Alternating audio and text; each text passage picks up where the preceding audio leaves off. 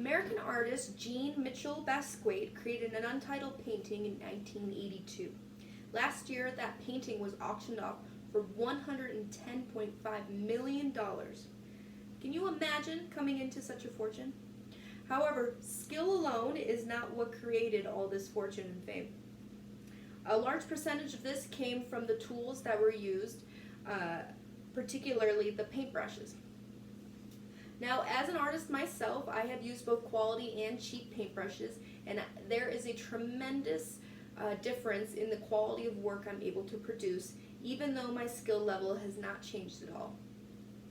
Now, I know a lot of you in the audience, your knowledge of paintbrushes does not go past what you learned in grade school art class. So my intentions today are to inform you about the anatomy of a paintbrush, the 8 main types of paintbrushes there are and their uses, and then a few tips for cleaning and storing. Now let's start with the paintbrush's anatomy. Here you have your paintbrush. We'll start with the bristles. These are the bristles. These are all the hairs on a paintbrush. They can be synthetic or they can be natural. And there are 2 parts to it. You have your toe, which is the tip of the bristles, and then you have your belly, which is this mid to base part of your bristles. Next, you have your ferrule, which is this metal piece on the paintbrush, and it is what connects the handle to the bristles. Now, there are 2 parts to the ferrule. You have your heel, which is this clamp right here, and you have your crimp, which is this part over here. Now, the same way that belt holds up pants, you can think of the heel and the crimp as the belts on the ferrule. Next, you have this number on the handle, which is your size indicator. And they can range from 000 to 2 and up. And this tells you the size of the brush. Just like clothing, the bigger the number, the bigger the size. However, manufacturers are fairly inconsistent with this, so you need to look out for that. But that's the same as clothes as well. Sometimes you get a shirt that fits like a medium, and sometimes you get a medium that fits like a small. Next, you have your handle of the brush, and this is the part that you hold to actually paint your painting. And they could be made out of wood or plastic, as well as they can be very, very long or very short. Now that we've discussed the anatomy and you're familiar with the language I'm going to use, we're going to go over the 8 main types of paintbrushes there are. Now, there's a variety of paintbrushes out there. However, these 8 are what you will almost always find in a standard set of paintbrushes. Here is a slide I've printed off for your help. The first brush here is a round brush. It also is known as a pointed tip brush. It is very good for sketching and outlining, as well as creating thin to thick lines. This second brush here is known as your pointed round brush. It's a lot more narrower than your standard round brush, and it is very good for fine detail, as well as doing spotting and retouching.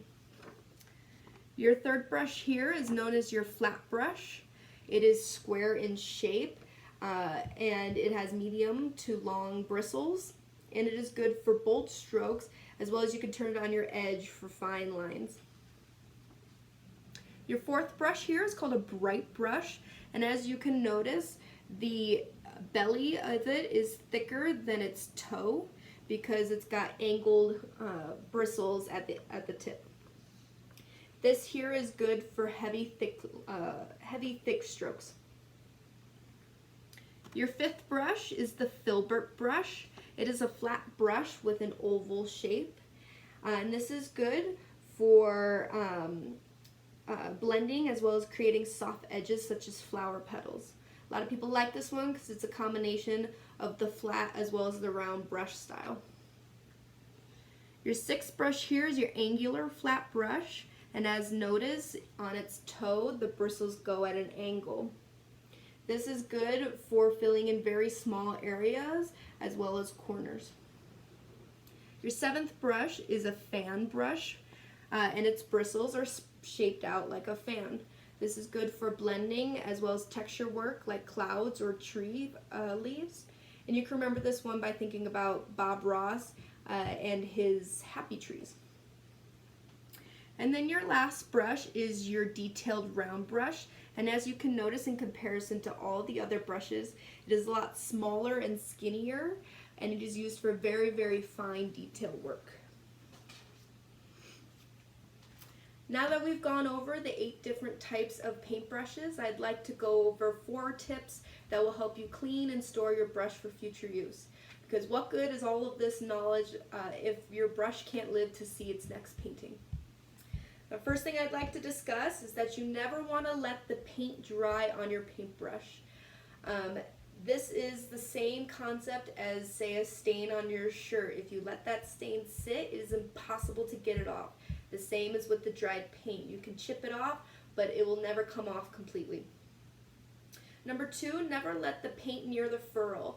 That's the hardest area to clean, and since its purpose is to keep its shape, you don't want the paint to dry on there because it'll start to fan out that shape and it won't give you the strokes that you want to use. And then third, never store your brush in a cup of water. This is something that you might have done in grade school. However, the truth is that gravity on the bristles at the bottom of the cup will make the bristles start to bend, which will change its shape and ultimately ruin the brush. As well as the water can make the wood handles swell and crack, which will damage your brush as well. And then last, it's important to reshape your brush before it dries completely. That way it will be a nice shape when you're ready to use it again, almost like brand new.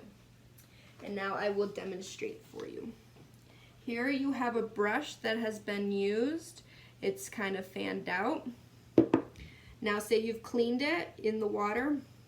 What you want to do is squeeze out the excess water and then with your fingers reshape it.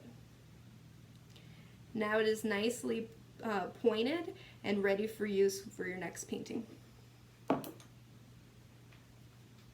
Now to review, we've discussed the anatomy, which is going to aid in extending your credibility as an artist.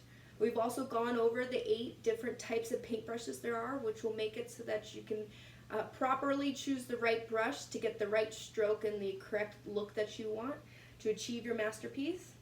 And then last, we discussed 4 tips on how to clean and store your brush so that you can ultimately maximize the lifespan of your paintbrush, which will ultimately save you money on art supplies.